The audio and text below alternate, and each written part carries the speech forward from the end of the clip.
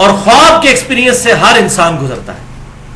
خواب اللہ تعالیٰ نے ایک ایسی چیز رکھی ہے جس کی وجہ سے اللہ تعالیٰ انسان کو یہ میسج دینا چاہتا ہے کہ جس طریقے سے انسان جب خواب دیکھتا ہے اور اٹھ جاتا ہے تو کہتا ہے کہ یہ جو زندگی میں نے گزاری خواب کی حالت میں یہ تو خواب تھا, اصل زندگی تو یہ ہے. بالکل اس طریقے سے ایک آخرت کی اصل زندگی آنے والی ہے جس کو اس زندگی کے ساتھ وہی نسبت ہے جو اس زندگی کو خواب کے ساتھ, کہ جب وہ قیامت کا دن آئے گا تو انسان کہے گا ہائے اصل زندگی تو یہ تھی. تو یہ دنیا میں اللہ تعالیٰ نے ایک ایکسپیرینس کروا دیا, اور یہ اللہ تعالیٰ کا ایک طریقہ ہے. اللہ تعالیٰ نے ایک انسٹیٹیوٹ بنایا ہے, ایک موڈ آف نالج ہے, ایک ورچوئل تمثیلی طریقہ ہے لوگوں تک غیب کی خبریں پہنچانے کا اور ان کی اصلاح کرنے کا. شیطانی بھی ہو سکتا ہے, رحمانی خواب بھی ہوتے ہیں. اور اس میں یہ بھی بات یاد رکھیے, اکثر ہم خواب میں اپنے قریبی رشتہ داروں کو دیکھتے ہیں جو زندہ ہیں, لیکن اگر آپ صبح اٹھ کر انہی رشتہ داروں سے پوچھیں کہ جناب ابو جان آپ رات کو خواب میں مجھے آئے تھے, تو ان کو نہیں پتا ہوتا کہ میں آیا تھا. تو آپ خواب میں یہ جو اکثر لوگ کہتے ہیں نا پیر صاحب آگے فجر کے ٹائم جگا جاتے ہیں, تو پیر صاحب کو پوچھیں ان کو نہیں پتا ہوتا. یہ تمثیلی سارے معاملات ہوتے ہیں. ہوتے شیطان آ جائے, اللہ تبارک و تعالیٰ کی طرف سے کوئی معاملہ ہو جائے, تو یہ جو کہتے ہیں نا پیر صاحب آ کے جگاتے ہیں, تو ان کو کہ اسی ٹائم پیر صاحب کو فون کریں کہ آپ رات کو کدھر تھے, تو اگر بتا جائیں تو پھر ہمیں پکڑ لیں آ کے. تو یہ تمثیلی معاملات ہوتے ہیں, انسان سوچتا رہتا ہے اور یہ معاملات انسان کے ساتھ ایسے ہوتے ہیں. تو ایک پورا اللہ تبارک و تعالیٰ کا ایک سمجھ لیں محکمہ ہے. ہاں انبیاء اکرام علیہ السلام کے خواب ڈیفینیٹ وہی ہوتے ہیں, اس میں کوئی شک ہی نہیں ہے, اور قرآن پاک اس پر گواہ ہے. کئی ایک جگہوں میں آیات قرآن پاک میں موجود ہیں. آپ کے پیپر کے اوپر آخری دو جو آیات کراس ریفرنس کے طور پر ہیں, آیت نمبر 11 اور 12, سورہ الصافات کی آیت نمبر 102. بسم اللہ الرحمن الرحیم. ابراہیم علیہ السلام کا ذکر ہو رہا ہے کہ وہ اپنے بیٹے سے گفتگو کرتے ہوئے کہتے ہیں قال یا بنی انی ارا فی المنام, اے میرے بچے میں نے خواب میں دیکھا ہے, انی اذبحک فانظر ماذا ترى, کہ میں تجھے ذبح کر رہا ہوں, اب بتا کہ تیری کیا رائے ہے. قال یا ابت افعل ما تؤمر, فرما بردار بچے نے کہا اے ابا جان کر گزریے جو آپ کے رب نے آپ کو حکم دیا ہے. اللہ اکبر. ستجدنی انشاءاللہ من الصابرین, ان قریب آپ مجھے صابرین میں سے پائیں گے. اب ایک بچے کو ذبح کرنا یہ اتنا بڑا ایکٹ ہے, بغیر وحی کے ممکن نہیں ہے. اور یہ آیا کہ قرآن پاک میں اللہ تعالیٰ نے فرما دیا انی ارا فی المنام, میں نے خواب میں دیکھا ہے. لہذا نبی کا خواب ایگزیکٹ وہی ہوتا ہے. لہذا جو ہمارے پیغمبر صلی اللہ علیہ وسلم نے, جامعہ ترمذی کا میں نے حوالہ دیا 3235 نمبر حدیث, جو بالکل صحیح حدیث ہے, جسے امام بخاری نے بھی توثیق کی, امام ترمذی نے بھی توثیق کی, شیخ البانی نے بھی توثیق کی, شیخ زبیر علی زئی صاحب نے بھی توثیق کی, کہ نبی صلی اللہ علیہ وسلم نے خواب میں اللہ کو دیکھا. تو وہ بالکل وحی الہی. دوسرا ہمارے پیغمبر صلی اللہ علیہ وسلم کے بارے میں یہ سورہ الفتح کی آیت نمبر ہے 27, لقد صدق اللہ رسولہ الرؤیا بالحق, بے شک اللہ تعالیٰ نے سچا کر دکھایا اپنے رسول کا خواب کہ بے شک تم ضرور داخل ہوگے مسجد حرام میں امن کی حالت میں. یہ نبی صلی اللہ علیہ وسلم کو خواب دکھایا گیا تھا اور وہی ہوا. صلح حدیبیہ کے موقع پر تو نہ جا سکے, لیکن اس سے اگلے سال اللہ تعالیٰ نے 3 دن کے لیے مکہ شریف کفار مکہ نے چھوڑ دیا, اور صحابہ کرام نے اور نبی صلی اللہ علیہ وسلم نے اللہ تعالیٰ کے اذن سے وہاں پر جا کر عمرہ ادا کیا, اور وہ خواب سچا کر دکھایا. اب یہاں پر بڑی اہم بات کہ ختم نبوت کے بعد اب قیامت تک کے لیے صرف ایک ذریعہ ہے غیبی خبروں کا, اور وہ ہے خواب. اکلوتی شکل جو میں پہلے حدیث بیان کر چکا صحیح بخاری سے, انٹرنیشنل نمبر کے مطابق 6990 کے نبوت کی خبروں میں سے اب صرف خواب باقی ہیں, مبشرات باقی ہیں, اور پھر فرمایا یہ خواب ہے. دوسری حدیث صحیح بخاری اور صحیح مسلم کی متفق علیہ حدیث ہے کہ مؤمن کا خواب نبوت کی خبروں کا 46واں حصہ ہے.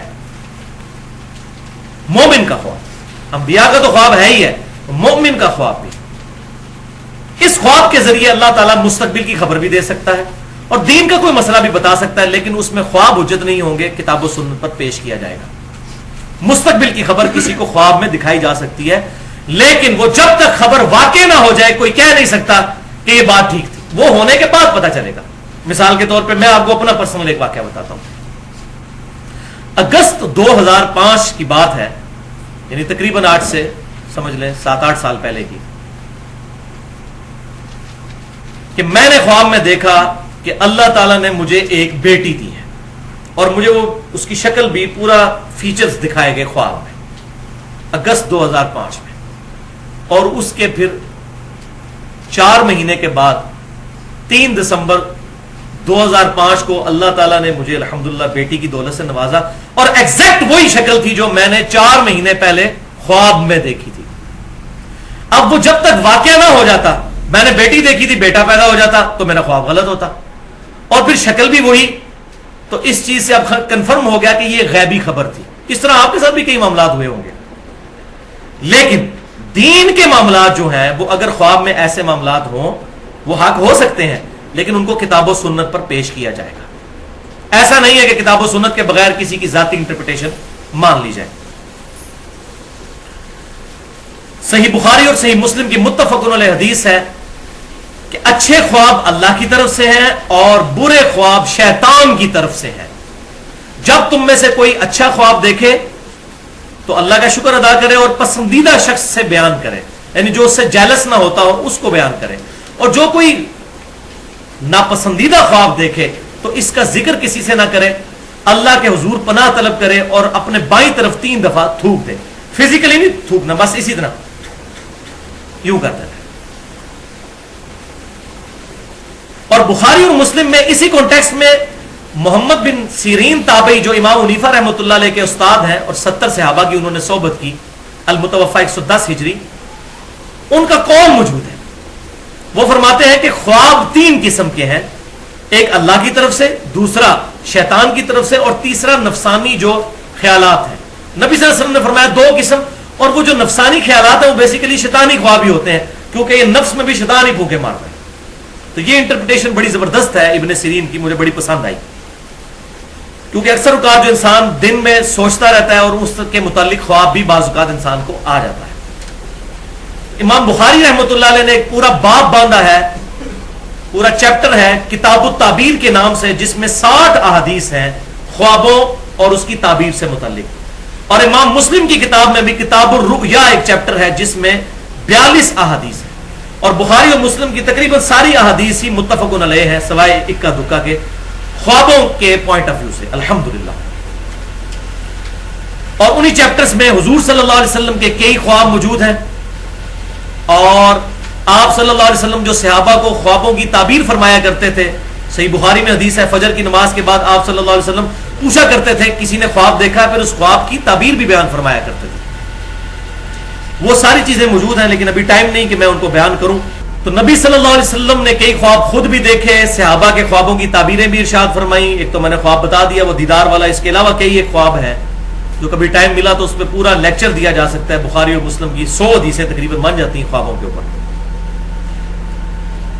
یہاں پر میں ایک بات بتا دوں کہ محمد بن سیرین تابعی رحمۃ اللہ علیہ المتوفی 110 ہجری, ان کے بارے میں ایک کتاب مشہور ہے جو بازار میں ملتی ہے, کتاب التعبیر کے نام سے, تعبیر الرؤیا کے نام سے. وہ جعلی کتاب ہے, وہ محمد بن سیرین سے ثابت ہی نہیں ہے صحیح سند کے ساتھ. اس میں کئی باتیں ٹھیک لکھی ہوئی ہیں, وہ احادیث بخاری اور مسلم میں موجود ہے. میں یہ نہیں کہہ رہا کہ اس میں جو کچھ لکھا ہے وہ غلط ہے, لیکن جو ان کے حوالے سے کچھ تشریحات ہیں ان کی اتھینٹسٹی ان تک نہیں ثابت ہوتی. اب آ جائیے بھائیوں اس بات کی طرف کہ کیا خواب میں امام کائنات سید الاولین والآخرین شفیع المذنبین رحمت للعالمین سیدنا و مولانا امام اعظم محمد رسول اللہ صلی اللہ علیہ وسلم کی زیارت ہو سکتی ہے یا نہیں. اس میں 2 حدیثیں ہیں جن کو میں ڈسکس کروں گا اور پھر ہمارا یہ لیکچر مکمل ہو جائے گا. بالکل زیارت ہو سکتی ہے. پہلی حدیث صحیح بخاری اور مسلم کی متفق علیہ حدیث ہے. صحیح بخاری میں انٹرنیشنل نمبرنگ کے مطابق 6996 اور 110, اور صحیح مسلم میں 5919, کہ آپ صلی اللہ علیہ وسلم نے فرمایا جس شخص نے مجھے خواب میں دیکھا تو بے شک اس نے مجھی کو دیکھا, شیطان میری شکل کی مثال اختیار نہیں کر سکتا. میری شکل میں جس نے مجھے دیکھا اس نے مجھی کو دیکھا. میری شکل کو شیطان اختیار نہیں کر سکتا. یعنی اللہ تعالیٰ جب بھی دکھائے گا نبی صلی اللہ علیہ وسلم کو تو نبی صلی اللہ علیہ وسلم کو ہی دکھایا جا رہا ہوگا. یہ نہیں ہوگا کہ شیطان آپ صلی اللہ علیہ وسلم کی ایگزیکٹ شکل اڈاپٹ کر کے خواب میں آ جائے. یہ بہت بڑا پروٹوکول آپ صلی اللہ علیہ وسلم کو دیا گیا.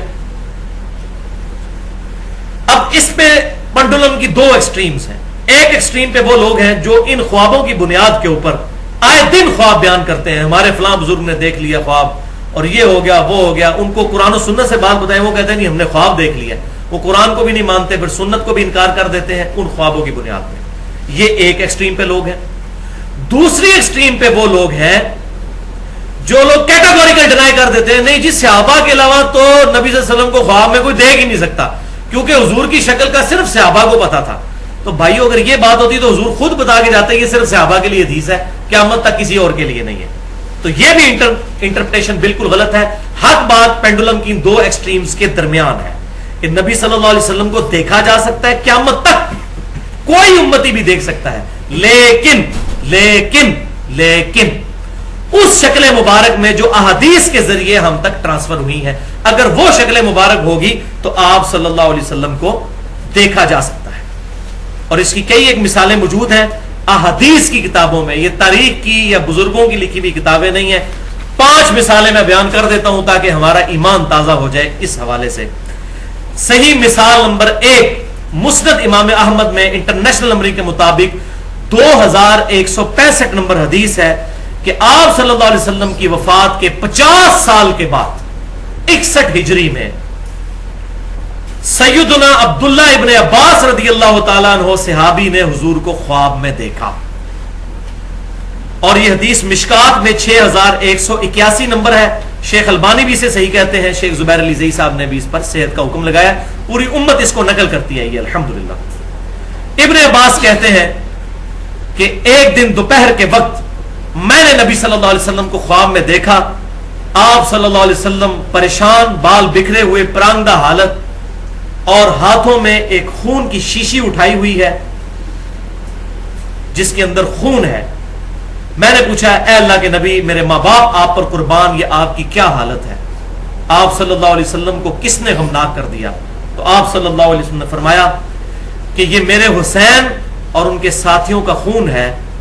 آج صبح سے کربلا میں اس خون کو سمیٹ رہا ہوں. میرے حسین اور اس کے ساتھیوں کو وہاں پر شہید کر دیا گیا. ابن عباس کہتے ہیں کہ میں گھبرا کے اٹھا.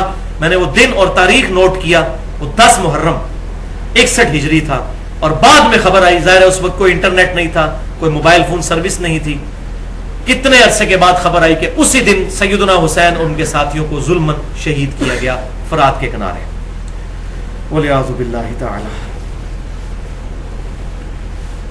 اس کی ڈیٹیل پوری سننی ہو تو مسئلہ نمبر 61 کے نام سے حسینیت اور یزیدیت کا تحقیقی جائزہ اہل سنت پاک.com پر میری پوری گفتگو موجود ہے جو ایکسپلوسیو گفتگو ہے الحمدللہ 2.25 گھنٹے کی. تو یہاں پر یہ الفاظ ہے کہ میں صبح سے ان کا خون جمع کر رہا ہوں. تو میں وہی بات کروں گا. یہ بات تمثیلاً ہے. اپنے ماں باپ کو آپ خواب میں دیکھیں ان سے پوچھیں ان کو نہیں پتا ہوگا کہیں بھی معاملہ. یہ اللہ تبارک و تعالیٰ کا ایک پورا انسٹیٹیوٹ ہے. یہ مثال کے طور پر تمثیلاً بات دکھائی جاتی ہے. صحیح خواب نمبر 2 کی مثال صحیح مسلم میں انٹرنیشنل نمبرنگ کے مطابق 79 نمبر روایت ہے. مقدمے کے اندر ہی امام مسلم رحمۃ اللہ علیہ لے کر آئے ہیں کہ سیدنا علی بن مسہر تبع تابعی, یہ تابعی بھی نہیں ہے تبع تابعی ہے, وہ کہتے ہیں کہ میں نے اور حمزہ نامی ایک تبع تابعی نے ابان بن ابی عیاش المتوفا 140 ہجری جو ایک کذاب تابعی تھا 140 ہجری میں فوت ہوا, اس سے میں نے 1000 احادیث نقل کی ہیں. امام مسلم لے کر آ رہے ہیں. وہ کہتے ہیں بعد میں اپنے کلاس فیلو جب حمزہ کو ملا تو میں نے اس سے ذکر کیا کہ ہم نے اس سے جو احادیث نقل کی تو حمزہ نے بتایا کہ بھائی میرے مجھے نبی صلی اللہ علیہ وسلم کی خواب میں زیارت ہوئی اور میں نے ابان بن ابی عیاش سے سنی ہوئی 1000 حدیثیں حضور کے سامنے زبانی پڑھی خواب میں. حضور میں صرف 5 یا 6 حدیثوں کی تصدیق کی, باقی سب کے بارے میں فرمایا یہ میری حدیثیں نہیں ہیں. یہ کہتے نہیں حدیث تو حدیث ہوتی ہے, وہی ڈگری تو ڈگری ہوتی ہے چاہے جعلی ہو یا اصلی. وہ جو پاکستانی سیاستدان کہتے ہیں حدیث تو حدیث ہوتی ہے چاہے جعلی ہو یا اصلی. کتابوں میں تو آ گئی نا, یہ سن لیں. صحیح مسلم کی پہلی حدیث ہی مقدمے میں یہ ہے کہ جس نے میری طرف جھوٹی حدیث منسوب کی وہ اپنا مقام دوزخ میں دیکھ لے, ولیعوذ باللہ تعالی. اور یہ بخاری میں بھی حدیث ہے, اس میں میرا پورا لیکچر ہے مسئلہ نمبر 36 کے نام سے, 1.5 گھنٹے کی گفتگو, ضعیف الاسناد اور من گھڑت احادیث کے فتنے کا تحقیقی جائزہ. اس میں نے کئی ایک مثالیں اس کی بیان کی. یہ ابان بن ابی عیاش وہی راوی ہے, یہ وہی خبیث ہے جس کو اہل سنت اور اہل تشیع دونوں کذاب کہتے ہیں, اور پھر وہی ہمارے اہل تشیع میں سے رافضی جو ہیں وہ اسی کی روایت پیش کرتے ہیں جی سیدنا عمر نے حضرت فاطمہ کے گھر کو آگ لگا دی تھی, ولیعوذ باللہ تعالی. اس حدیث میں بھی راوی یہ ابان ہے, یہ وہ خبیث راوی ہے, کذاب, جھوٹا, ابان بن ابی عیاش. تیسری مثال خواب کی, سنن نبی داؤد میں انٹرنیشنل نمبر کے مطابق 5077 نمبر, سنن ابن ماجہ میں 3867, اور سنن نسائی الکبریٰ کے اندر بھی موجود ہے 9855. حماد تابعی کہتے ہیں کہ میں نے ابو عیاش رضی اللہ تعالیٰ عنہ سے ایک حدیث سنی, اور یہ ریفرنس الحمدللہ ہمارے اذکار والے کارڈ پہ بھی موجود ہے, صبح شام کے جو اذکار والا کارڈ ہے اہل سنت پاک.com پہ وہ رکھا ہوا ہے. کہتے ہیں میں نے حدیث سنی ابو عیاش رضی اللہ تعالیٰ عنہ سے. حماد تابعی کہتے ہیں کہ آپ صلی اللہ علیہ وسلم نے فرمایا, جس شخص نے صبح کے وقت ایک دفعہ پڑھ لیا لا الہ الا اللہ وحدہ لا شریک لہ لہ الملک ولہ الحمد وہو علی کل شیء قدیر, تو شام تک اللہ تعالیٰ اس کی شیطان سے حفاظت فرمائے گا, نمبر 1. نمبر 2, اس کو ایک غلام آزاد کرنے کا, اور وہ بھی اسماعیل علیہ السلام کی اولاد سے, ثواب عطا فرمائے گا. نمبر 3, اس کے 10 درجات بلند کر دے گا. نمبر 4, اس کے 10 گناہوں کو معاف کر دے گا. اور نمبر 5, اسے 10 نیکیاں عطا فرمائے گا. اب یہ 5 فضیلتیں ایک دفعہ یہ پڑھنے کی, اور جو شام کے وقت کرے گا تو صبح تک اللہ تعالیٰ اس کو محفوظ قلعے میں رکھے گا, اور یہی ساری فضیلتیں ہوں گی. اب اتنی بڑی فضیلت, حماد تابعی کہتے ہیں کہ نبی صلی اللہ علیہ وسلم کی مجھے زیارت ہوئی تو میں نے کہا یا رسول اللہ یہ آپ کی حدیث ہے, مجھے کنفرم کر دیجئے. دیکھیں ان لوگوں کو ہمیشہ نیکیوں کی فکر ہوتی تھی کہ اتنی بڑی فضیلت ہے, یہ حدیث صحیح ہے یا ضعیف ہے. تو آپ صلی اللہ علیہ وسلم نے فرمایا ابو عیاش نے سچ کہا, یہ میری ہی حدیث ہے الحمدللہ, اور اصول محدثین پر بھی یہ حدیث صحیح ہے الحمدللہ. امام داؤد, امام نے ماجہ, امام نسائی تینوں نے نقل کیا. چوتھی مثال صحیح خواب کی, مسند امام احمد میں 3410 نمبر حدیث, اور شمائل ترمذی جو امام ترمذی کی ہے انٹرنیشنل نمبر کے مطابق 412 نمبر, جو میں نے داڑھی والے لیکچر میں بھی بیان کی کہ یزید الفارسی تابعی جو تھے, یہ وہ یزید ابن معاویہ نہیں ہے, یہ ایک تابعی ہے جو مصحف لکھا کرتے تھے, قرآن کے کاتب تھے, ابن عباس کے شاگرد ہیں, اور ابن عباس سے انہوں نے کئی احادیث نقل کی ہیں. وہ کہتے ہیں کہ ایک رات میں نے خواب میں نبی صلی اللہ علیہ وسلم کی زیارت کی, اور آگے اپنا خواب پھر ابن عباس سے بیان کیا. شمائل ترمذی کا جو آخری چیپٹر ہے خواب میں حضور کو دیکھنے کا بیان, اس میں یہ 412 نمبر حدیث ہے. 417 ٹوٹل حدیث ہیں, 412 نمبر یہ ہے, اور مسند امام احمد میں بھی موجود ہے.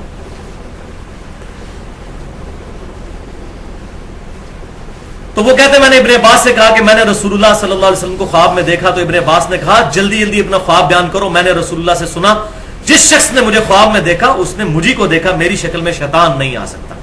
تو انہوں نے پھر بڑا پیارا خواب بیان کیا. اس کے اینڈ پر ابن عباس نے تصدیق کی کہ اگر تم بیداری میں بھی حضور کو دیکھ لیتے تو اس سے مختلف نہ پاتے, تم نے رسول اللہ ہی کو خواب میں دیکھا ہے. اب انہوں نے نہیں کہا کہ قیامت تک کوئی دیکھ ہی نہیں سکتا, وہ تابعی تھے, صحابی تو نہیں تھے جنہیں خواب دیکھا. اس کا ترجمے میں بھی بعض لوگوں نے 2 نمبری کی, وہ صرف یہ ثابت کرنے کے لیے کہ حضور کی داڑھی بہت لمبی تھی, کیونکہ اس میں واضح موجود ہے کہ حضور کی داڑھی نہر تک تھی, سینے کے شروع والے حصے کی طرف. لیکن الحمدللہ اہل حق بھی موجود ہیں, اکثر اہل حقی ہیں جنہوں نے ترجمہ صحیح کیا. اس میں سے اہل حدیث علماء میں سے ایک بڑے عالم, چونکہ اہل حدیث کو یہ مسئلہ کڑوا لگتا ہے, میں انہی کے عالم کا حوالہ دیتا ہوں. دارالاسلام سے کتاب چھپی ہے آئینہ جمال نبوت, اس میں اہل حدیث کے بہت بڑے اس وقت ہم حافظ عبدالستار حماد صاحب کا ترجمہ انہوں نے چھاپا ہے دارالاسلام والوں نے, اور یہ خواب کا ترجمہ میں وہاں سے پڑھنے لگا ہوں. وہ کہتے ہیں, یزید الفارسی کہتے ہیں, اے ابن عباس میں نے خواب میں نبی صلی اللہ علیہ وسلم کو دیکھا. آپ صلی اللہ علیہ وسلم کا قد مبارک نہ بہت لمبا تھا نہ بہت چھوٹا بلکہ درمیانہ تھا. آپ صلی اللہ علیہ وسلم کا رنگ مبارک بہت سفید نہیں بلکہ گندمی نما سفید سرخ رنگ تھا. آپ صلی اللہ علیہ وسلم کے دانت مبارک انتہائی سفید اور خوبصورت تھے. آپ صلی اللہ علیہ وسلم کی آنکھیں سرمگی تھیں جیسے سرما لگا ہوا ہوتا ہے. آپ صلی اللہ علیہ وسلم کا چہرہ مبارک گول اور گوشت سے پر تھا, اور آپ صلی اللہ علیہ وسلم کی داڑھی مبارک انتہائی گھنی اور پورے چہرے پر پھیلی ہوئی تھی اور نہر تک تھی. نہر تک, سینے کے الفاظ ہی کوئی نہیں ہے, لیکن مولوی نے 2 نمبری کے سینہ بھرتی تھی. حضور کی اتنی لمبی داڑھی نہیں تھی, نہر تک تھی. یہ اونٹ کو سینے سے نہر کیا جاتا ہے یا یہاں سے کیا جاتا ہے نہر؟ یہ جہاں پر یہ ہلکا سا سمجھے کہ ٹرف بنا ہوا ہوتا ہے, یہاں پر یہ گلے والا آخری حصہ جہاں سے سینہ شروع ہوتا ہے, سینہ یہاں سے شروع ہو کے ناف تک جاتا ہے, یہ سینے کا ابتدائی حصہ. اور وہی انہوں نے ترجمہ کیا کہ آپ صلی اللہ علیہ وسلم کی داڑھی مبارک سینے کے شروع کے حصے پر, ابتدائی حصے پر پھیلی ہوئی تھی یہاں تک. اور یہ الحمدللہ مجھ پہ شرح صدر ہوا ہے. میں وہی بات کروں گا کہ اکثر علماء پریشان تھے کہ صحیح بخاری میں آتا ہے کہ عبداللہ بن عمر مٹھی کے بعد داڑھی کاٹ دیا کرتے تھے حج اور عمرے پر, اور ابو داؤد میں ہے کہ مطلقاً مٹھی کے بعد داڑھی کاٹا کرتے تھے. وہ والی جو حدیث ہے ذهب الظمأ وابتلت العروق وثبت الاجر انشاءاللہ, اسی میں موجود ہے کہ وہ تابعی کہتے ہیں کہ عبداللہ بن عمر یہ دعا بھی پڑھتے تھے اور مٹھی کے بعد داڑھی بھی کاٹا کرتے تھے. اور الموطا امام مالک میں ہے کہ صرف اس سال جس سال انہوں نے حج کرنا ہوتا تھا اس سال عبداللہ بن عمر رمضان سے حج تک داڑھی کو تھوڑا لمبا کر لیتے تھے تاکہ حج کے موقع پر داڑھی کاٹیں. تو یہ جو لوگ کہتے ہیں داڑھی وہ حج کے موقع پہ کاٹتے تھے, وہ لمبی انہوں نے 3 مہینے پہلے کی ہوتی تھی, ان کی داڑھی مٹھی تھی. کیوں کہ ان کا یہ ماننا تھا کہ حضور کی داڑھی چونکہ یہاں تک تھی میں اس سے لمبی نہیں کروں گا. جو صحیح بخاری میں 10 حدیثیں ہیں کہ ابن عمر اتنے متبع سنت ہے کہ حضور کے حج کے سفر کے دوران ان جگہوں پر رکا کرتے تھے جہاں حضور صلی اللہ علیہ وسلم رکا کرتے تھے. الحمدللہ. تو داڑھی پر میں نے کافی ڈیٹیل گفتگو کی ہے, داڑھی کی اہمیت اور اس کی مقدار اور اس کے صحیح احکام و مسائل پر مسئلہ نمبر 33 کے نام سے اہل سنت پاک.com پر, وہاں ڈیٹیل کے ساتھ داڑھی پر گفتگو سنی جا سکتی ہے. صحیح خواب نمبر 5 سنن دارقطنی حدیث کی کتاب ہے. امام دارقطنی رحمۃ اللہ علیہ المتوفا 382 ہجری, شروع کے ائمہ محدثین میں سے ہیں. ان کی کتاب ہے سنن دارقطنی جس میں 4898 احادیث ہیں. اس میں انہوں نے نماز والے چیپٹر میں یہ خواب نقل فرمایا ہے, اور وہ کہتے ہیں کہ میں نے یہ خواب اپنے استاد سے خود سنا جنہوں نے یہ خواب دیکھا, اور ان کے استاد تبا تابعی تھے 4 صدی کے اندر. ان کا نام تھا امام ابو جعفر بن اسحاق, اور حدیث کا انٹرنیشنل نمبر ہے 1135, جلد 1 صفحہ 293. اور بریلوی مکتبہ فکر کے علماء نے بھی اس کا ترجمہ شائع کیا ہے, دیوبند نے بھی کیا ہے. بریلوی مکتبہ فکر کا جو ترجمہ ہے شبیر برادرز کا, اس میں اس کا نمبر ہے 1110. وہ ترجمہ آپ خود بھی پڑھ سکتے ہیں. نماز کے چیپٹر میں انہوں نے نقل کی احادیث کہ نبی صلی اللہ علیہ وسلم نماز کے شروع میں رفع الیدین کرتے تھے, رکوع میں جاتے وقت رفع الیدین کرتے تھے, اور رکوع سے اٹھ کر رفع الیدین کرتے تھے. یہ احادیث نقل کی, پھر کئی صحابہ کا نقل کیا کہ ان کا یہ عمل تھا. اس کے بعد وہ کہتے ہیں کہ ہمارے استاد نے, امام دارقطنی خود کہتے ہیں کہ میرے استاد نے جو ثقت تبا تابعی ہیں, انہوں نے مجھے خود یہ بات املا کروائی کہ پہلے میں بھی عراقیوں کے مذہب پر تھا, کوفی نجدیوں کے مذہب پر, یعنی میں رفع الیدین کرنے کا قائل نہیں تھا. پھر کہتے ہیں کہ ایک رات میں نے نبی صلی اللہ علیہ وسلم کو خواب میں دیکھا, اور آپ صلی اللہ علیہ وسلم کو میں نے اس حال میں پایا کہ آپ صلی اللہ علیہ وسلم نماز ادا فرما رہے تھے. میں نے دیکھا کہ آپ صلی اللہ علیہ وسلم نے نماز شروع کی تو اپنے دونوں ہاتھ کندھوں تک اٹھائے, جب رکوع میں جانے کا ارادہ کیا تو بھی دونوں کندھوں تک ہاتھوں کو اٹھایا, اور جب سمی اللہ لمن حمدہ ربنا لک الحمد کہا تو پھر دونوں کندھوں تک ہاتھوں کو اٹھایا, یعنی وہ تینوں رفع الیدین کیے. تو کہتے ہیں اس سے پہلے میں بھی عراقیوں کے مذہب پر تھا, یعنی رفع الیدین سوائے پہلے کہ کوئی رفع الیدین کوفی نجدیوں کی طرح میں نہیں مانتا تھا. یہ کوفی نجدی عراقی ہیں. مسئلہ نمبر 67 کے نام سے اس پہ میں نے 25 منٹ کی گفتگو کی ہے. تو الحمدللہ یہ خواب, اب یہ جو لوگ کہتے ہیں نا ہمارے بزرگوں نے خواب دیکھے, ان کو کہیں یہ خواب بھی پھر مانے کہ وہ تو ہے ہی آپ کے حنفی عالم تھے, وہ کوفے کے مذہب کے اوپر تھے, اور انہوں نے پھر رفع الیدین شروع کر دیا الحمدللہ یہ خواب دیکھنے کے بعد. لیکن یہ اپنے بزرگوں میں مانیں گے. دوسری حدیث صحیح بخاری اور صحیح مسلم کی جو میں نے کہا تھا بیان کروں گا, اور اس کی تشریح بڑی ضروری ہے. بخاری میں 6993 اور صحیح مسلم میں 5920 کہ نبی صلی اللہ علیہ وسلم نے فرمایا جس شخص نے مجھے خواب میں دیکھا اس نے مجھی کو دیکھا میری شکل میں شیطان خواب میں نہیں آ سکتا، اور جس نے مجھے خواب میں دیکھا ان قریب بیداری میں بھی میری زیارت کرے گا انشاءاللہ۔ اب یہ جو آخری حصہ ہے یہ ہے اس میں یونیک کہ بیداری میں میری زیارت کرے گا۔ اب اس میں کہتے ہیں جی وہ بیداری میں کی ہے جی، دیکھیں جی امام سیوطی نے 82 دفعہ نبی صلی اللہ علیہ وسلم کو بیداری میں دیکھا۔ عبد الوہاب شرانی صاحب لکھتے ہیں المنن الکبریٰ میں کہ میں نے پوری صحیح بخاری مصر میں بیٹھ کے حضور سے خود پڑھی ہے، اور یہ 973 ہجری میں فوت ہوئے ہیں، حضور کی وفات کے 900 سال کے بعد کہہ رہے ہیں مجھے حضور صلی اللہ علیہ وسلم بخاری شریف پڑھاتے تھے، اور بخاری شریف اگر حضور سے پڑھی ہے تو اس میں تو موجود ہے کہ یہ سارا معاملات ختم ہو چکے ہیں، خواب کے علاوہ کوئی غیبی ذریعہ ہی نہیں ہے۔ اگر بخاری شریف واقعی حضور سے پڑھی ہوتی تو یہ معاملات اس طریقے سے ان کے عقیدے ہوتے عبد الوہاب شرانی کے اور سیوطی کے۔ تو وہ کہتے ہیں کہ جی ہم نے سبکن یہ سارے معاملات حضور سے خود سیکھے۔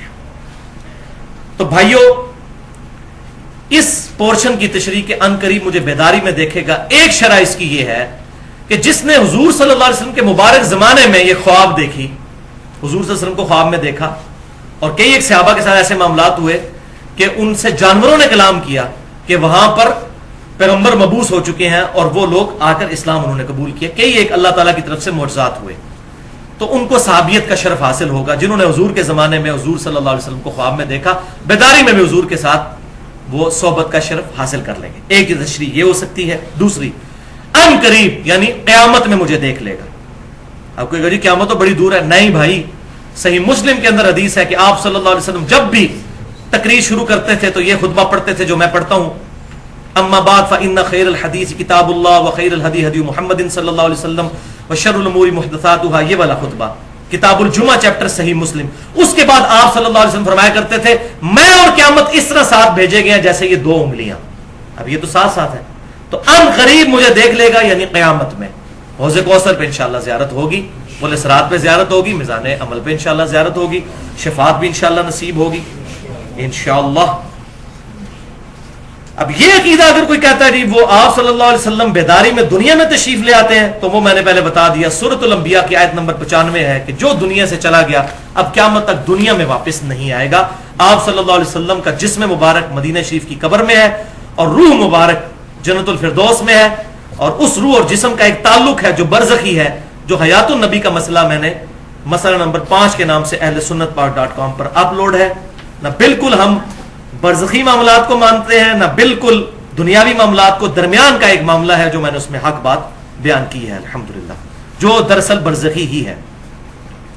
تو شیطان آپ صلی اللہ علیہ وسلم کی شکل تو اختیار نہیں کر سکتا، لیکن کسی اور شکل میں آ کے جھوٹ بول سکتا ہے کہ میں تمہارا پیغمبر ہوں، اور یہ میں اپنی طرف سے نہیں شرح کر رہا، اس پہ سارے لوگ متفق ہیں، بریلوی، دیوبندی، اہل حدیث، اہل تشیع، ان کی کتابوں میں بھی یہ بات لکھی ہوئی ہے۔ بلکہ بیداری میں غلام احمد قادیانی نے دعویٰ کر دیا تھا میں ذل محمد ہوں، کیا تھا نا دعویٰ، والعیاذ باللہ تعالی۔ مجھے کئی لوگ ملے ہیں جنہوں نے یہ بات کی جی ہم نے نبی صلی اللہ علیہ وسلم کو کلین شیو دیکھا ہے، اور ڈرتے ڈرتے خواب بیان کیا، تو میں نے ان کو کہا کہ آپ صلی اللہ علیہ وسلم کو نہیں دیکھا، آپ نے شیطان کو دیکھا ہے۔ وہ کہتے ہیں نہیں جی ہمیں خواب میں بتایا گیا، اب ان کو اس حدیث کی شرح نہیں آتی تھی۔ ایک تبلیغی جماعت کے بھائی ملے، بوڑھے، ریٹائرڈ ایئر فورس سے، مجھے کہنے لگے جی میں نے کئی سال پہلے آپ صلی اللہ علیہ وسلم کو خواب میں دیکھا تو میں پھر تبلیغی جماعت میں آ گیا۔ میں نے کہا جی آپ نے کیا دیکھا؟ تو کہنے لگے جی سفید داڑھی، سفید پگڑی، سفید کپڑے، وہ جو ہمارا ایک کنسیپٹ ہے۔ میں نے کہا انا للہ و انا الیہ راجعون، مجھے لگتا ہے آپ نے شیطان کو خواب میں دیکھا۔ وہ کہنے لگا جی حدیث ہے۔ میں نے کہا الحمدللہ حدیث تو ہم ماننے والے ہیں، لیکن اس میں ہے کہ میری شکل میں۔ تو بھائی بخاری اور مسلم کی متفق علیہ حدیث ہے، انس ابن مالک جنہوں نے 10 سال حضور کو وضو کروایا، وہ کہتے ہیں کہ وفات کے وقت اگر میں حضور صلی اللہ علیہ وسلم کے بال مبارک سر اور داڑھی کے ملا کے بھی گنتا تو 20 سے زیادہ سفید نہیں تھے، 20 سے زیادہ میرے سفید ہیں سر کے۔ اور حضور صلی اللہ علیہ وسلم کا معجزہ تھا کہ آپ کی داڑھی مبارک سیاہ تھی، صرف یہ کنپٹی پہ اکا دکا بال اور یہ بچی پہ، باقی پوری داڑھی مبارک کالی تھی، 20 سے زیادہ بال سفید نہیں۔ تو سفید داڑھی میں نبی صلی اللہ علیہ وسلم کو کیسے خواب میں دیکھ لیا؟ تو آپ صلی اللہ علیہ وسلم کو نہیں دیکھا۔ تو یہ میں جو کہہ رہا ہوں کہ یہ ہماری شرح نہیں، شروع سے صحیح بخاری میں جو شرح لکھی گئی سب سے بیسٹ، جس کو بریلوی، دیوبندی، اہل حدیث، اہل سنت کے لوانے والے تینوں گروہ مانتے ہیں، فتح الباری ابن حجر اسقلانی رحمۃ اللہ علیہ، المتوفى 852 ہجری، ان کی لکھی ہوئی ہے صحیح بخاری کی شرح، اس میں انہوں نے لکھا ابن سیرین رحمۃ اللہ علیہ کا قول صحیح سند کے ساتھ کہ ان کو جب بھی کوئی آ کے بتاتا تھا کہ میں نے نبی صلی اللہ علیہ وسلم کی خواب میں زیارت کی، تو وہ کہتے تھے پہلے نشانیاں بتاؤ تم نے حضور کو کس طرح دیکھا. وہ کہتا تھا یہ دیکھا. اگر وہ نشانیاں احادیث کے ساتھ میچ کرتی تھی وہ توثیق کرتے تھے، اور اگر میچ نہیں کرتی تھی وہ کہتے تھے تم نے نبی صلی اللہ علیہ وسلم کو خواب میں نہیں دیکھا. اور یہ امام حنیفہ کے استاد ہیں ابن سیرین المتوفا 110 ہجری تابعی ہیں. تو یہ اکثر لوگ شیطانی خواب دیکھتے ہیں اور پھر بیان بھی کرتے ہیں. ایک خواب جو میں نے مسئلہ نمبر 71B میں شیطانی خواب بیان کیا تھا، کشف المحجوب میں موجود ہے. بریلوی اور دیوبندی دونوں ترجمہ اس کا چھاپ رہے ہیں. امام حنیفہ کے چیپٹر میں موجود ہے کہ امام حنیفہ رحمۃ اللہ علیہ کی طرف یہ جھوٹا خواب، شیطانی خواب منسوب کر دیا، کیونکہ ان کی کوئی کتاب نہیں جس سے ہم یہ پرکھ سکیں. امام حنیفہ کہتے ہیں میں نے خواب میں دیکھا کہ میں نبی صلی اللہ علیہ وسلم کی قبر مبارک کھود کے اس میں سے حضور کی ہڈیاں جمع کر رہا ہوں. والعیاذ باللہ. یہ ہمیں کہتے ہیں یا تو نبی کا عقیدہ نہیں مانتے، یہ نہیں مانتے. آپ صلی اللہ علیہ وسلم کا جسم مبارک بالکل صحیح حالت میں موجود ہے. یہ مسلمانوں کا اجماعی عقیدہ ہے، اس پہ کئی احادیث موجود ہیں الحمدللہ. تو جی بعد میں ابن سیرین سے پوچھا، دیکھا ابن سیرین کو وہاں فٹ کیا انہوں نے. ان کو پتا تھا ابن سیرین جو ہے وہ ان کے استاد ہیں. وہی ابن سیرین سے کہا استاد جی میں نے خواب دیکھی ہے. تو تابعین نے کہا جی بیٹا پریشانی کی کوئی بات نہیں ہے، تم حضور کی سنتیں جمع کرو گے. پریشانی کی بات تو ہے بھائی، حضور کی سنتیں جمع کرنی تھی. تو اللہ تعالیٰ یہ خواب دکھاتا کہ وہ دیکھ رہے ہیں کہ حضور کے برتن سمیٹ رہے ہیں، آپ سے ان کے کپڑے مبارک اکٹھے کر رہے ہیں، آپ کی چیزیں جمع کی جاتی، ہڈیاں. والعیاذ باللہ تعالی، والعیاذ باللہ تعالی. اس کے بعد میں کہتا ہوں جس میں ایمان کی اتنی سی بھی رتی موجود ہے نا، وہ کشف المحجوب کو نہیں چھاپے گا. اور جس کا مرشد نہ ہوئے وہ کتاب پڑھ لے. اے جناب پڑھے، جس کو مرشد نہ ملے وہ یہ کتاب پڑھ لے. اسی طریقے سے نور الدین زنگی والا واقعہ آپ نے اکثر سنا ہوگا. وہ یہودی تھے، نبی صلی اللہ علیہ وسلم کا جسم مبارک قبر سے نکالنا چاہتے تھے. تو آپ صلی اللہ علیہ وسلم نور الدین زنگی کو خواب میں آئے اور کہا کہ جی پہنچ. والعیاذ باللہ تعالی. اگر یہی معاملات ہونے ہوتے بھائیوں، تو جب یزید نے مسجد نبی میں 3 دن تک گھوڑے باندھے تھے اور وہ مسجد نبی میں لید بھی کرتے رہے واقعہ حرہ کے دوران، اس وقت نبی صلی اللہ علیہ وسلم نے کسی کو کیوں نہیں بلایا؟ دنیا بقدر ایفٹ ہے. دنیا میں یزید کے دور کے اندر صحیح مسلم میں موجود ہے، خانہ کعبہ کو اس نے آگ بھی لگائی، شہید کر دیا. حجاج ابن یوسف نے دوسری دفعہ کیا، لیکن وہ لشکر ابابیل والا ابراہ کے لیے آیا، ان کے لیے نہیں آیا. یہ اللہ کا معاملہ ہے کب یہ معاملات کرے. تو نبی صلی اللہ علیہ وسلم کے جسم مبارک کی حفاظت کے لیے آپ صلی اللہ علیہ وسلم کو کسی، تو اب پھر اس میں یہ بول دوں ان کے والے عقیدے سے کہ حضور نے وہ امتیوں سے مدد مانگ لی تو امتی حضور کے مشکل کشا ہوئے، معاذ اللہ استغفر اللہ. تو یہ جھوٹا واقعہ، اس کی کوئی سند نہیں ہے. اس بندے نے واقعہ بیان کیا ہے سمہوتی نے، وہ 10ویں صدی ہجری کا بندہ ہے. 9ویں کے بالکل اینڈ پہ پیدا ہوا، 10ویں میں فوت ہوا 911 ہجری میں. اور اس نے جو یہ واقعہ بیان کیا وہ اپنے سے بھی تقریباً 300-400 سال پہلے کا واقعہ، اور سند کوئی بیان نہیں کیا. یہ بے سند واقعہ ہے. میں ساری جماعتوں کے ساتھ رہوں، سب لوگ تھوک کے حساب سے اس طرح کے خواب بیان کرتے ہیں. آپ دعوت اسلامی میں یہ سبز پگڑیوں والی جماعت میں چلے جائیں، انہوں نے پوری کتابیں چھاپی ہوئی ہیں دعوت اسلامی کی بہاریں. اس میں اتنے واقعات ہیں کہ جی نبی صلی اللہ علیہ وسلم ملتان اجتماع میں آئے اور ساروں کے لیے بشارت فرمائی کہ سب بخشے گئے جتنے اجتماع میں آئے، اور سارے کہتے ہیں سبحان اللہ. ٹھیک ہے جی. اچھا، تذکرہ صدر الشریعہ، مفتی امجد علی صاحب کے اوپر ایک کتاب لکھی ہے الیاس قادری صاحب نے، جنہوں نے بہار شریعت لکھی. مفتی امجد علی احمد بریلوی صاحب کے خلیفہ، ان پر لکھی ہے کہ ان کی اس کتاب کے اندر ایک بزرگ کا واقعہ لکھا کہ وہ بزرگ بیمار ہو گئے تو 40 دن تک حضور صلی اللہ علیہ وسلم اس بزرگ کی شکل میں آ کے ان کے شاگردوں کو جو ہے وہ پڑھاتے رہے. یعنی اب حضور کہہ رہے ہیں میری شکل میں شیطان نہیں آ سکتا، اس بزرگ کی شکل میں جب آئیں گے، نبی صلی اللہ علیہ وسلم کی شکل مبارک سے بڑھ کے کس کی شکل خوبصورت ہو سکتی ہے؟ وہ کسی امتی کی شکل میں آئیں گے. وہ شیطان ہی آیا تھا اصل میں، اگر آیا تھا تو اس قسم کے واقعات لکھتے ہیں.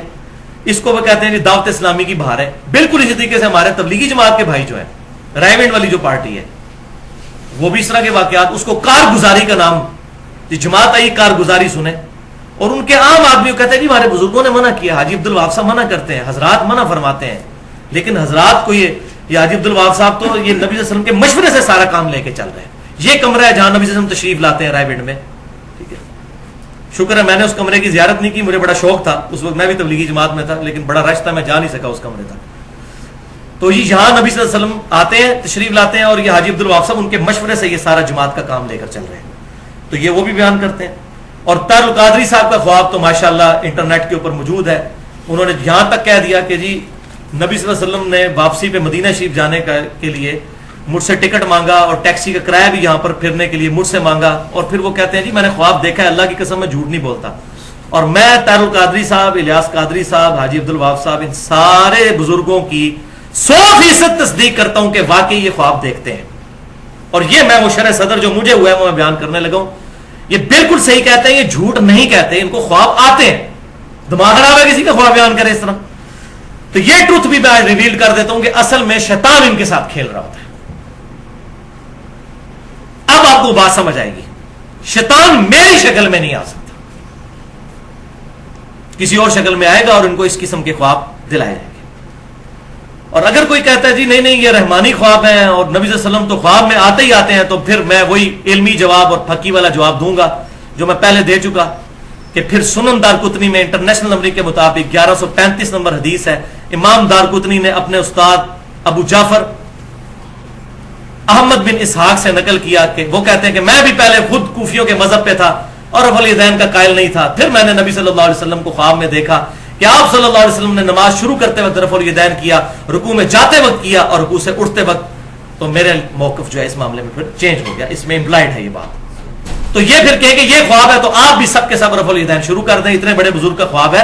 اور یہ بزرگ کوئی آج کے نہیں ہے, 900,000 سال پرانے بزرگ ہیں, یہ 1000 سال پرانے بزرگ, تو خواب مانے پھر کہیں گے نہیں ہم اپنے بزرگوں کا ہی خواب مانتے ہیں.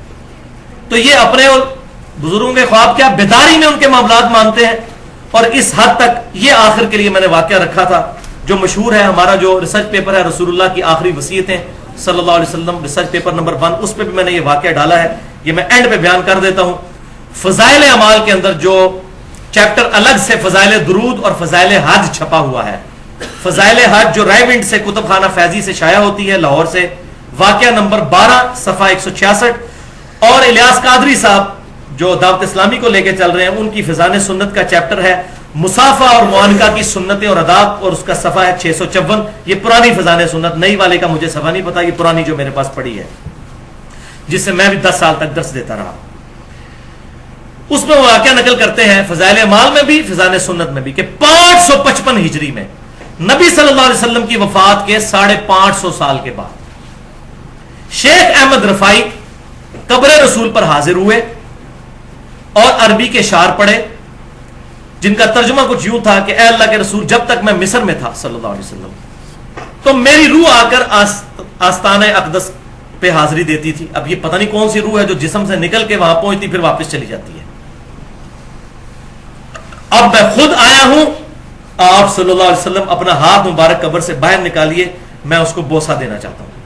تو شیخ زکریا صاحب لکھتے ہیں 90,000 لوگوں کی موجودگی میں, یعنی بیداری میں. ہمارا تو خواب نہیں رفع الیدین والا ماننے کے لیے تیار, اپنا بیداری میں اپنے بزرگ کا 90,000 لوگوں کی موجودگی میں 555 ہجری میں شیخ احمد رفائی کے لیے معاذ اللہ استغفر اللہ, وہ کہتے ہیں نبی صلی اللہ علیہ وسلم نے اپنا ہاتھ مبارک قبر سے باہر نکالا, انہوں نے اس کو بوسہ دیا, اور اس منظر کو دیکھنے والوں میں شیخ عبد القادر جیلانی کا نام بھی ذکر کیا جاتا ہے تاکہ ساری سہم جائیں گے اتنے بڑے بزرگ نے یہ دیکھا ہے تو بالکل صحیح ہوگا. ان کا نام ویسے ہی ڈھوپ دیا کہ سارے سہم جائیں کہ شیخ عبد القادر جیلانی وہ 11ویں سرکار, تاکہ وہ انکار کر ہی نہ سکے. اور بھائی کس نے دیکھا اور کہاں ہوا؟ یہ 555 ہجری, آج 1434 ہجری ہے, یہ 900 سال پہلے کا واقعہ ہے. آج سے 90 سال پہلے بھی, 900 سال تو بڑی دور کی بات ہے, آج سے 90 سال پہلے بھی مسجد نبی میں 90,000 کا مجمع نہیں آتا تھا. یہ تو شافعات کی توسیع کے بعد اب 4-5 لاکھ تک لوگ آتے ہیں.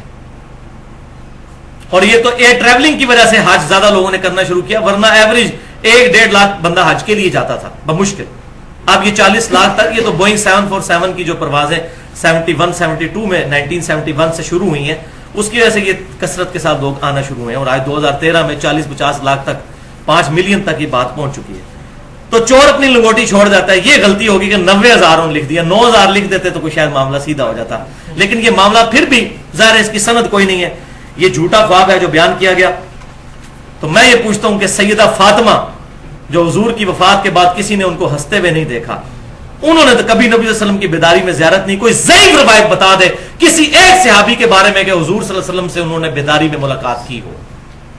اور سیدہ عائشہ تو اسی قبر مبارک والے حجرے کے ساتھ ایک کمرے میں 47 سال تک 47 ایئرز تک رہیں, حتیٰ کہ جب ان کو اجتہادی غلطی کے طور پر لوگوں نے اکسا کے جنگ جمل کے لیے نکال دیا. ارادہ تو ان کا جنگ کا نہیں تھا, بہرحال اس کا انجام بڑا برا ہوا, اور حضرت عائشہ پوری زندگی روتی تھی اس معاملے پر. اس میں میرا پورا لیکچر بھی موجود ہے, مسئلہ نمبر 55B کے نام سے, حدیث قرطاس کے اوپر. اس میں نے کچھ چیزیں بیان بھی کی ہیں. سیدہ عائشہ کو حضور صلی اللہ علیہ وسلم نے قبر مبارک سے ہاتھ رکار کر نہیں روکا کہ عائشہ مت جاؤ. بعد میں جو انہوں نے رونا تھا اسی وقت روک لیتے. حضرت عائشہ نے کبھی نہیں کہا میری ملاقات ہوئی, حضور کی لاڈلی بیوی تھی رضی اللہ تعالی عنہ. ہمارا عقیدہ کیا ہے؟ الحمدللہ وہ ہے صحیح بخاری میں انٹرنیشنل نمبر کے مطابق 1010 نمبر حدیث کتاب الاستسقاء چیپٹر میں, جو میں نے اسی رسول اللہ کی آخری وصیتوں والے ریسرچ پیپر پہ بھی ڈالی ہوئی ہے, کہ سیدنا عمر فاروق رضی اللہ تعالیٰ عنہ کے مبارک دور میں جب کبھی قحط پڑ جاتا تو عباس ابن عبد المطلب کو وہ لے کر آتے, اللہ کی حضور پیش کرتے اور کہتے اے اللہ جب تک تیرے محبوب صلی اللہ علیہ وسلم ہم میں موجود تھے ہم ان کے ذریعے سے تیری طرف توسل اختیار کرتے تھے, یعنی ان کی دعا کی برکت سے تو ہم پر بارش نازل فرما دیتا تھا. اب تیرے نبی کی وفات کے بعد ان کے چچا کو لے کر آئے ہیں. انس ابن مالک کہتے ہیں ان کی دعا کی برکت سے اللہ تعالیٰ بارش نظر فرما دیتا. تو سیدنا عمر قبر رسول پر جا کر نبی صلی اللہ علیہ وسلم سے نہیں مانگتے تھے, اور وہ بخاری کی اس حدیث کے راوی بھی حضرت عمر ہیں, جو ایک سفر کے دوران پانی کم پڑ گیا تو سیدنا عمر کے مشورے سے حضور صلی اللہ علیہ وسلم نے اپنا مبارک ہاتھ ایک پانی کے پیالے میں رکھا اور پانی کے چشمے جاری ہوئے اور ہزاروں صحابہ نے اس پیالے میں سے پانی پیا. تو حضرت عمر کہہ سکتے تھے یا رسول اللہ صلی اللہ علیہ وسلم آپ صلی اللہ علیہ وسلم برزخی حیات کے ساتھ تو زندہ ہے, ہمارا بھی الحمدللہ یہ عقیدہ ہے, لیکن ان کو پتا تھا کہ دنیاوی حیات نہیں, ہماری کمیونیکیشن نہیں ہو سکتی, تو آپ اپنا ہاتھ ہمارے قبر سے باہر نکالیں یا پیالہ لے کے آؤ, لوگ پیاسے مر رہے ہیں. یہ نہیں انہوں نے کیا.